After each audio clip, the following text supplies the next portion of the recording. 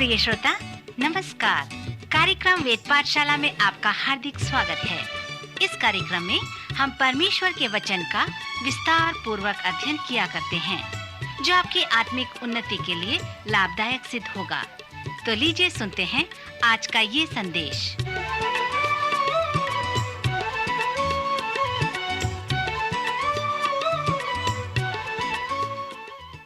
प्रिय श्रोता मित्र, वेद पाठशाला की अगली कक्षा में आपका स्वागत है। इन दिनों में हम पुराने नियम से नबियों की पुस्तक का सर्वेक्षण कर रहे हैं। आज हम फिर से दानिएल की पुस्तक का सर्वेक्षण करेंगे। हमारे पिछले 2 चरण में हमने सीखा कि यह पुस्तक 2 भागों में विभाजित है, जिसमें 12 अध्याय हैं। प्रथम 6 अध्यायों में ऐतिहासिक वृत्तांत हैं और वे बहुत सरल हैं, इन्हें आसानी से समझा जा सकता है। परंतु अध्याय 7 से 12 भविष्यवाणी के अध्याय हैं, जो दानिएल नबी के दर्शन व प्रकाशन हैं। यहेजकेल व प्रकाशित वाक्य के पुस्तकों की तरह इन अध्यायों के भविष्यवाणी व प्रकाशनों को समझना कठिन होता है।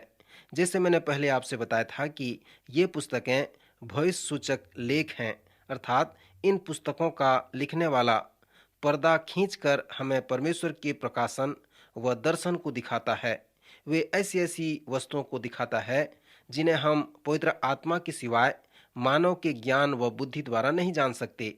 जैसे हम इस पुस्तक के दूसरे भाग में आते हैं और इसके दर्शन को देखते हैं, तो हमें चाहिए कि हम उस प्रकाशन के संदर्भ को देखें। जब हम नबूकदनेस्सर के स्वप्न को समझ जाते हैं, जिसे उसने दूसरे अध्याय में देखा है, तो मुझे विश्वास है कि हम दानिएल की भविष्यवाणी के प्रकाशन व संदर्भ को, जिसे उसने अलौकिक रूप से अनुवाद किया है, जान पाते हैं।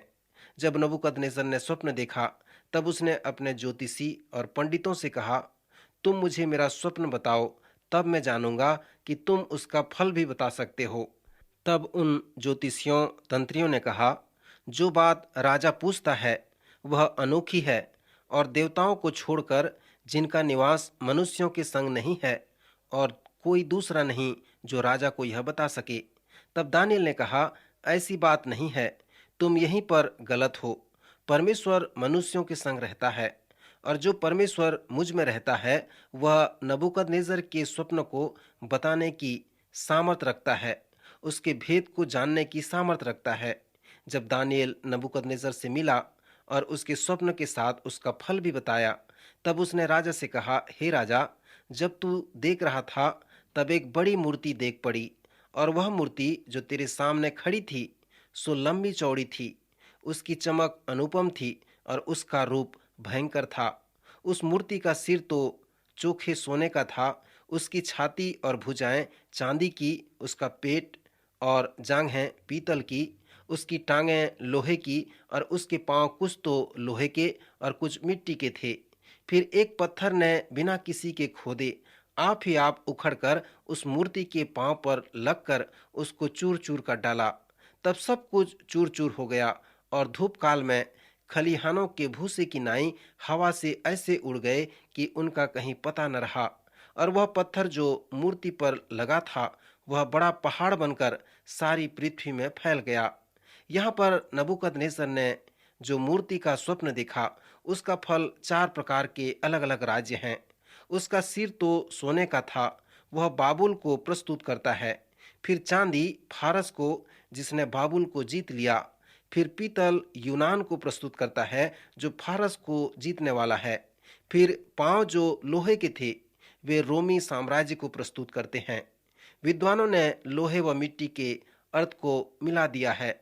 कुछ विद्वान विश्वास करते हैं कि पांव उस छोटे राज्यों को प्रस्तुत करता है जो विश्व राज्य या विश्व शक्ति नहीं होगा, और कुछ इस प्रकार से भी कहते हैं कि पांव रोमी साम्राज्य को प्रस्तुत करता है, जो 10 भागों में टूटा हुआ है। सो कुछ भी हो, राजा नबूकदनेस्सर का यह स्वप्न और दानिएल द्वारा यह उसके स्वप्न का उत्तर है। राजा के स्वप्न का जो महत्वपूर्ण भाग है, वह वो पत्थर है जो बिना किसी के खोदे आप ही आप उखड़कर उस मूर्ति के पांव पर लगकर, जो लोहे और मिट्टी के थे, उसको चूर चूर कर डाला। फिर वह पत्थर जो मूर्ति पर लगा था, वह बड़ा पहाड़ बनकर सारी पृथ्वी में फैल गया।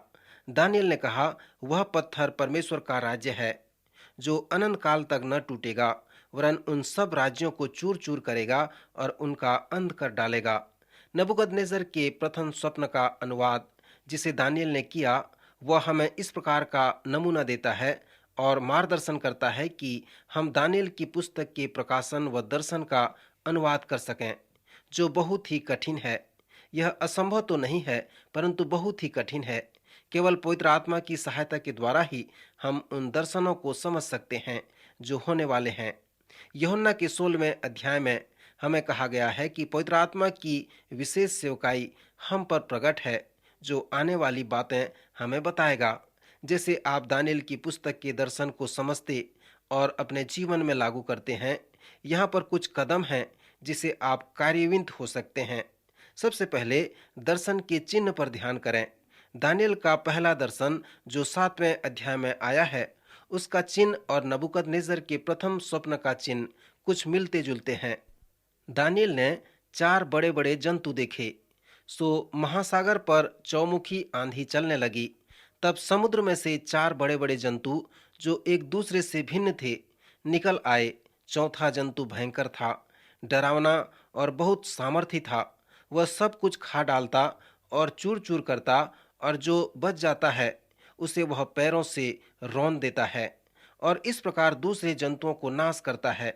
परंतु नाश करने से पहले उसके 10 सींग उसमें बढ़ते हैं और उन सींगों के बीच एक और छोटा सींग निकलता है, और फिर उस छोटे सींग में मनुष्य की सी आंखें और बड़ा बोल बोलने वाला मुंह भी है। मित्र, क्या यह अद्भुत व आश्चर्य करने वाली बात नहीं है? सब कुछ अद्भुत व आश्चर्य वाली बात है। क्या यह दानियल की पुस्तक का एक अच्छा शीर्षक हो सकता है? दानियल एक ऐसा नबी है जिसके दर्शन में अद्भुत व आश्चर्य वाली बातें हैं। मित्र, आप हमेशा दानियल के अनुवाद को प्राथमिकता दें, क्योंकि आप जानते हैं कि वे सब सही अनुवाद हैं। जैसे आप दानियल की पुस्तक के दर्शन में आते हैं, तो आप उसके चिन्ह व प्रभाव के मध्य अंतर को देखें। फिर संदर्भ में जो अनुवाद है उस पर ध्यान करें। फिर स्मरण करें कि उस लेखांश का प्रेरणादायक अनुवाद यही है। ऐसा करने के बाद फिर आप प्रार्थना पूर्वक पवित्र आत्मा से पूछें कि वह आपको उसका अर्थ बताए कि यह क्या हो सकता है, यह क्या कहता है, और विशेष करके मेरे लिए इसका क्या तात्पर्य है। 7वें अध्याय में दानियल ने एक स्वप्न देखा। दानियल के स्वप्न का प्रेरणादायक अनुवाद हमें बताता है कि हम भी फिर से एक बार 4 राज्यों को देख रहे हैं। उसने मुझसे कहा, उन 4 बड़े बड़े जंतुओं का अर्थ 4 राज्य है जो पृथ्वी पर उदय होंगे, परंतु परम प्रधान के पवित्र लोग राज्य को पाएंगे और युगानुयुग उसके अधिकारी बने रहेंगे। तब मेरे मन में यह इच्छा हुई कि उस चौथे जंतु का भेद भी जान लूं, जो और तीनों से भिन्न और अति भयंकर था, और जिसके दांत लोहे और नख पीतल के थे। वह सब कुछ खा डालता और चूर चूर करता और बचे हुए को पैर से रौंद डालता था। फिर चौथे जंतु का अर्थ चौथा राज्य है जो पृथ्वी पर होकर और सब राज्यों से भिन्न होगा और सारी पृथ्वी को नाश करेगा। 24वें पद में कहा गया है, उसके बाद उन पहलों से भिन्न एक और राजा उठेगा जो 3 राजाओं को गिरा देगा, और वह परम प्रधान के विरुद्ध बातें कहेगा और परम प्रधान के पवित्र लोगों को पीस डालेगा। श्रोता, इस दर्शन में आप जो मुख्य बात देखना चाहते हैं वो यह है कि राज्य और प्रभुता और धरती पर के राज्य की महिमा परम प्रधान ही की प्रजा अर्थात उसके पवित्र लोगों को दी जाएगी। उसका राज्य सदा का राज्य होगा और सब प्रभुता करने वाले उसके अधीन होंगे और उसकी आज्ञा मानेंगे। इस बात का अंत यही है। अब इस दर्शन को प्राप्त करने के बाद दानियल ने कहा, परंतु मुझ दानियल के मन में बड़ी घबराहट बनी रही और मैं भयभीत हो गया और इस बात को मैं अपने मन में रखे रहा। श्रोता, जिस कदम के विषय में मैंने आपको सलाह दिया कि यदि आप उस तरह से इस दर्शन को देखते हैं तो मैं सोचता हूं कि आप निश्चित रूप से कह सकते हैं कि यह 4 बड़े राज्य के विषय में बता रहा है। पवित्र शास्त्र में जब भी आप सींगों के विषय में पढ़ते हैं तो वे शक्ति को प्रस्तुत करते हैं। जैसे पशुओं का सींग दूसरे पशुओं को फाड़ डालता है, यहाँ पर ये 10 सींग और एक छोटी सींग शक्ति, सामर्थ्य या शायद राज्यों को प्रस्तुत करता है। अनेक लोग इस चौथे राज्य को रोमी साम्राज्य कहकर प्रस्तुत करते हैं। नबूकदनेस्सर के दर्शन में लोहे का पांव और चौथा राज्य रोमी साम्राज्य को प्रस्तुत करता है। कुछ लोग कहते हैं 7वें अध्याय में जो चौथा राज्य है वो अन्य राज्यों से बहुत ही अधिक भयानक व डरावना है। यह उस पत्थर के समान है जो नबूकदनेस्सर की मूर्ति के पांव में गिरकर उसे चकनाचूर कर दिया, और प्रत्यक्ष रूप से यह परमेश्वर के राज्य की छवि है। अन्य राज्यों से यह भिन्न है, बड़ा महान, भयानक व डरावना है। सो इससे परमेश्वर का क्रोध भी प्रकट होता है। इन बातों के अनुवाद में हमें हठीला नहीं होना चाहिए, परंतु हमें नम्र व दीन होना चाहिए। इस 7वें अध्याय में जो एक बड़ी सच्चाई है वो इस प्रकार है कि यदि आप परमेश्वर के जन हैं तो आप उस दल के साथ हैं जो जीतने वाला है। उन्होंने परमेश्वर के राज्य को इस प्रकार से प्रस्तुत किया है कि इस राज्य ने सभी राज्य को जीत लिया है। सो परम प्रधान के पवित्र लोगों को वह राज्य दिया जाएगा और वे युगानुयुग राज्य करेंगे और उसके अधिकारी बने रहेंगे। श्रोता मित्र, दानियल के इस दर्शन में जो 4 जंतुओं का है यह आशावादी विचार है और यह इस दर्शन का अंतिम विषय है। 8वें अध्याय में दानियल के पास एक और दर्शन है जो मेढ़ा और बकरे का दर्शन है। यहाँ पर दानियल बार बार कहता है कि मैंने देखा। यह देखने वाला दर्शन व प्रकाशन है। जब दानियल ने आंख उठाकर देखा कि नदी के सामने 2 सींग वाला एक मेढ़ा खड़ा है। उसके दोनों सींग बड़े हैं, परंतु उनमें से एक अधिक बड़ा है और जो बड़ा है वह दूसरे के बाद निकला। बाद में उसने कहा कि जो बड़ा सिंह है वो फारस मादी है। फारस मादी पृथ्वी का शक्तिशाली देश है जिसने बाबुल को जीत लिया। मादी के राज्य से फारस बड़ा राज्य था। सो यह बड़ा सिंह उस राज्य को प्रस्तुत करता है। इसका अर्थ दानियल बाद में बताता है, परंतु वह एक बकरा भी देखता है। इस बकरे की आंखों के बीच एक देखने योग्य सिंह था और वह बकरा उस सिंह के द्वारा उस मेढ़ा को भूमि में गिराकर रौंद डाला जिसके 2 सिंग थे। अनुवाद से पता चलता है कि उस बकरे का बड़ा सिंह यूनान का राज्य है। यूनान ने फारस को जीत लिया। फिर हम देखते हैं कि दानियल को कहा गया, जो कुछ तूने दर्शन में देखा है उसे बंद रख, क्योंकि वह बहुत दिनों के बाद फलेगा। इस पुस्तक के 6वें अध्याय में हमें बताया गया है कि दानियल की वह प्रार्थना एक आत्मिक अधिकार के जैसा था। दानियल ने कहा, बिना प्रार्थना के मैं बाबुल में जीवित नहीं रह सकता। मुझे प्रार्थना करना अवश्य है। सो दानियल प्रार्थना करना न छोड़ा, इसलिए उसे सिंहों की मांद में डाल दिया गया, परंतु परमेश्वर ने उसे सिंहों के मुंह से बचा लिया और उस पर हानि का कुछ भी चिन्ह न पाया गया। सो प्रार्थना में विश्वास करना उसका परम अधिकार था। 9वें अध्याय में इसके पहले कि उसे वो महान दर्शन मिला जो 70 सप्ताह का दर्शन था। जब आप उसकी प्रार्थना को सुनेंगे तो आप ये जानने पाएंगे कि यह वो मनुष्य था जो हर समय प्रार्थना किया करता था। यदि कोई दल या समुदाय में प्रार्थना करे और आप उसे सुन लें तो आप कहेंगे कुछ भी हो, वह व्यक्ति बहुत प्रार्थना करता है। कभी कभी आप ऐसे भी कहते होंगे कि उसने अपने जीवन में पहली बार प्रार्थना किया। एक बार मैंने एक आराधना सभा का आयोजन किया। वहां पर मेरा भाई भी आया था, परंतु मेरे मित्र उसे निकटता से नहीं जानते थे। उन्होंने मेरे भाई से कहा कि वो उस दान के लिए प्रार्थना करे। मेरे भाई ने कहा धन्यवाद, और इसी प्रकार उसने छोटी प्रार्थना की। मैं अपने जीवन में पहली बार ऐसे छोटे प्रार्थना को देखा। उसका प्रार्थना बताता है कि वह सचमुच में एक प्रार्थना योद्धा नहीं था। जब आप दानियल के प्रार्थना को पढ़ेंगे तो 9वें अध्याय में लिखा गया है, तो आप तुरंत जानने पाएंगे कि आप एक ऐसे व्यक्ति की प्रार्थना को पढ़ रहे हैं जो सुबह, दोपहर और शाम को प्रार्थना किया करता है। दानियल की प्रार्थना को मैं नहीं पढ़ना चाहता क्योंकि यह लंबी है, पर यदि आप दानियल के इस 9वें अध्याय को पढ़ते हैं तो आप दानियल के 70 सप्ताह के सुंदर दर्शन को जानने पाएंगे। श्रोता, दानियल के इस महान प्रार्थना को पढ़ें और ध्यान करें कि कितनी बार वह व्यक्तिगत रूप से परमेश्वर को दर्शाते हुए उच्चारण करता है। शायद इस प्रार्थना में दानियल 40 से 50 बार परमेश्वर का जिक्र करता है या परमेश्वर के लिए अपना व्यक्तिगत उच्चारण करता है। सो जब वो प्रार्थना करता है तो वह उसके प्रार्थना में स्वयं ही केंद्र नहीं बनता, परंतु परमेश्वर को केंद्र बनाता है। इस प्रकार से हम देखते हैं कि उसके इस बड़े प्रार्थना का महत्व यही था। दानियल हमें बताता है कि उसने यिर्मयाह के भविष्यवाणी को पढ़कर समझ गया और यह अनुभव करने लगा कि यह अब समय है कि परमेश्वर के लोग बाबुल की बंधुआई से वापस आएंगे। यशायाह और यिर्मयाह ने भविष्यवाणी की थी कि 70 वर्ष के बाद जब यहूदा के लोग जो बाबुल की बंधुआई में हैं, वे अपने देश वापस लौटेंगे।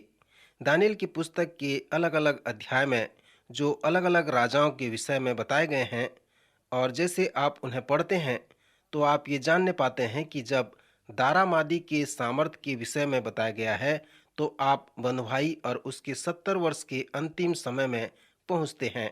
दानियल की पुस्तक के प्रथम 4 अध्यायों में जो राजा राज्य कर रहा था वह नबूकदनेस्सर राजा था, और 5वें अध्याय में बेलशस्सर राजा था जो नबूकदनेस्सर का पुत्र था, और फिर 6वें अध्याय में दारामादी राजा था।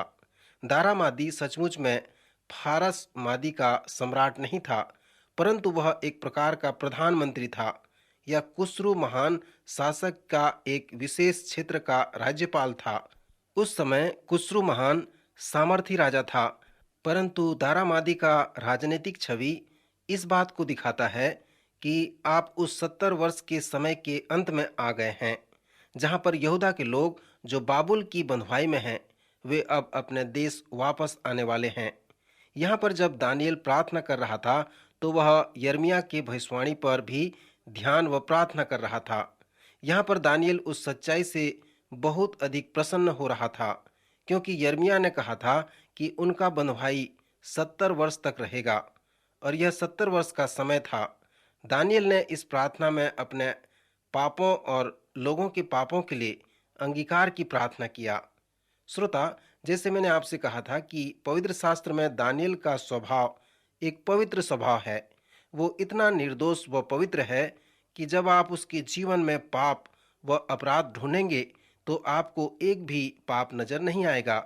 एक विद्वान ने कहा है कि एक ही तरीका है कि आप दानियल को पापी कह सकते हैं, और वो है कि वह स्वयं कहे कि मैं पापी हूँ। यदि वो ऐसा नहीं कहेगा तब वह वचन के आधार पे झूठा कहलाएगा, सो इसलिए वह पापी है। श्रोता मित्र, यही एक तरीका है जिसके द्वारा आप दानियल को पापी कह सकते हैं। दानियल का स्वभाव एक पवित्र व निर्दोष स्वभाव था, फिर भी वह इस प्रार्थना में 32 बार कहता है कि हमारे पाप, हमने पाप किया। ऐसी प्रार्थना वह बार बार कहता है, और वह पापों की क्षमा के लिए परमेश्वर से विनती करता है। परमेश्वर के सभी लोग जानते हैं कि परमेश्वर प्रेम रखता है, परंतु दानियल के मन में ऐसी बात थी। उसने कहा, हे परमेश्वर, तू न केवल क्षमा ही करता परंतु हमारी ताड़ना भी करता है। यद्यपि हम तुझसे फिर गए तो भी प्रभु, तू दया सागर व क्षमा की खान है। सो दानियल उस दंड के पूरा होने के समय को देखकर प्रफुल्लित होता है और कहता है, परमेश्वर न केवल हमें क्षमा करेगा और बंधुआई से छुड़ाएगा, परंतु वह यहूदा के लोगों को अपने देश में वापस ले आएगा। इस 9वें अध्याय में वह बड़े ही उत्साह के साथ प्रार्थना करके कहता है, मैं तेरा दास हूँ। फिर वो कहता है, तेरा नाम महान व भययोग परमेश्वर है। तेरे लोग, तेरा नगर, तेरी सच्चाई, तेरी धार्मिकता, तेरा पवित्रता, तेरा क्रोध, तेरी जलजलाहट, तेरी आज्ञा, तेरी विधि, तेरी करुणा, तेरे दास, तेरे नबी, तेरी व्यवस्था, तेरे धार्मिक कार्य, तेरी दृष्टि। सो इस प्रकार दानियल अपनी प्रार्थना में कहकर परमेश्वर को प्रस्तुत करता है। फिर वो कहता है, हे परमेश्वर, तेरे नाम के निमित्त और तेरा नगर व तेरी राज्य, तेरी प्रजा के निमित्त हमें अपने नगर यरूशलेम में वापस ले आ, हमारे इस्राएल देश में हमें वापस ले आ। सो इसी प्रकार से दानियल प्रार्थना करने लगता है। बाद में मसीहा के आने के विषय में दानियल 70 सप्ताह के विषय में भविष्यवाणी करने लगता है कि मसीहा हमें सिखाएगा कि कैसे प्रार्थना करना है। जो चेलों की प्रार्थना कहलाता है, लोग इसे प्रभु की प्रार्थना कहते हैं, परंतु सचमुच में प्रभु ने ऐसी प्रार्थना नहीं की, क्योंकि उसने पापों की क्षमा के लिए प्रार्थना नहीं की। यीशु ने चेलों को प्रार्थना करना बताया कि वे कैसे प्रार्थना करें, और हमें भी प्रार्थना के महत्व को बताना चाहिए। चेलों की प्रार्थना में प्रभु ने हमें आत्मा की प्रार्थना को सिखाया है और कहा है, जब तुम प्रार्थना करो तो इस रीति से करो कि हे हमारे पिता, तू जो स्वर्ग में है, तेरा नाम पवित्र माना जाए, तेरा राज्य आए, तेरी इच्छा जैसे स्वर्ग में पूरी होती है वैसे पृथ्वी पर भी हो। यहाँ पर प्रभु यीशु ने 3 बार तेरा शब्द का उपयोग किया है और कहा है, तुम इस रीति से प्रार्थना किया करो। अर्थात कहने का तात्पर्य यह है कि इसमें कोई बात नहीं कि लोग मुझे जाने या न जाने, परंतु लोग तुझे अवश्य जाने, तेरे नाम को जाने। परमेश्वर के नाम का अर्थ यह है कि वो कौन और क्या है।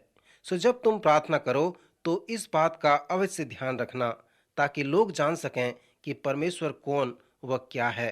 फिर यीशु ने प्रार्थना करना इस प्रकार सिखाया, तेरा राज्य आए। इससे प्रभु यीशु का अर्थ यह है कि तेरी इच्छा जैसे स्वर्ग में पूरी होती है वैसे इस पृथ्वी पर भी हो। अर्थात स्वर्गीय स्थानों में जैसे तेरी इच्छा पूरी होती है वैसे ही तेरी इच्छा मुझ में भी पूरी हो। जब आप परमेश्वर से प्रथम 3 बार प्रार्थना करते हैं, अर्थात तेरा नाम, तेरा राज्य और तेरी इच्छा, फिर आप अपने निवेदन और विनती को अपने प्रार्थना में परमेश्वर के पास लाते हैं और कहते हैं, हमें दे, और आप अपनी आवश्यकताओं के लिए परमेश्वर से मांगें, जिसके द्वारा परमेश्वर के नाम को महिमा मिले, उसका राज्य आए और उसकी इच्छा पूरी हो। फिर आप इस प्रकार कहें, हे पिता, इसमें मैं अपना राज्य स्थापित नहीं कर रहा हूँ। जो कुछ भी राज्य बन रहा है वो तेरा ही राज्य है, और मुझे मालूम है कि जब प्रार्थना का उत्तर आएगा तब सारी महिमा तुझ पर जाएगी। सो ऐसी प्रार्थना कर आप अपनी प्रार्थना को समाप्त करें। प्रभु यीशु ने कहा, इस रीति से प्रार्थना किया करो। श्रोता, दानियल ने भी अपने 9वें अध्याय में इसी रीति से प्रार्थना किया। जब दानियल प्रार्थना कर रहा था तब जिब्राइल स्वर्गदूत उसके सामने प्रकट हुआ और उससे कहा, तेरे सभी विनती और निवेदन परमेश्वर तक पहुंच गए हैं, और अब इसलिए मैं तुझे बताने आया हूँ। श्रोता, क्या यह रोचक बात नहीं है? दानियल प्रार्थना कर रहा है और स्वर्गदूत आकर उससे कह रहे हैं, दानियल, जैसे ही तूने घुटने में आया, अर्थात प्रार्थना करने लगा, तो प्रार्थना का उत्तर तुरंत आ गया और मैं तुझे बताने आया हूँ।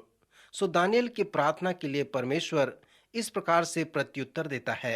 पहली बात जो स्वर्गदूत ने दानियल से कहा वो इस प्रकार है कि तू अति प्रिय ठहरा है। श्रोता, इस वाक्य को सुनकर क्या आपको ऐसा नहीं लगता कि जो कुछ भी हमने दानियल के विषय में सीखा है वो सब सत्य है? क्या आप नहीं सोचते कि दानियल के जैसे जवान को परमेश्वर प्रेम न किया होगा, जिसने परमेश्वर के लिए बाबुल में खड़ा हुआ और फारस मादे में भी उन सभी वर्षों में खड़ा हुआ? परमेश्वर उससे अवश्य प्रेम किया। इसलिए स्वर्गदूत ने कहा कि तू अति प्रिय ठहरा है।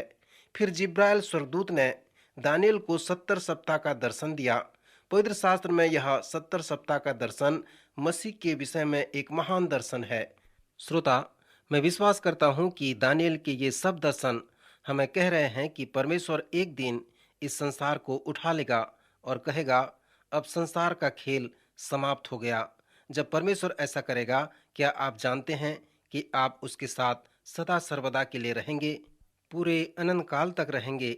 पर विषय यह होगा कि क्या आपने खेल खेला, क्या आप विजय के सहभागी हुए? ये सब भविष्यवाणी यह बताती हैं कि हम विजय टीम के साथ हैं। प्रभु इन वचनों द्वारा आपको आशीष दे।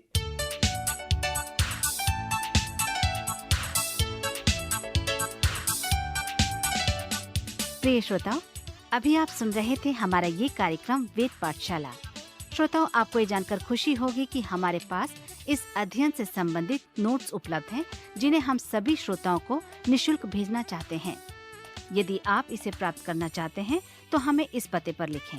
हमारा पता है कार्यक्रम Ved Pathshala, radio Vishwavani, post box number 317, Lucknow 226 001 Uttar Pradesh. हमारा पता एक बार फिर सुन लीजिए। कार्यक्रम Ved Pathshala, radio Vishwavani, post box number 317, Lucknow 226001 Uttar Pradesh. और हाँ श्रोताओ, अब आप हमसे ईमेल के द्वारा भी संपर्क कर सकते हैं। हमारा ईमेल आईडी है hindiembassy@radiovv.org, hindiembassy@radiovv.org।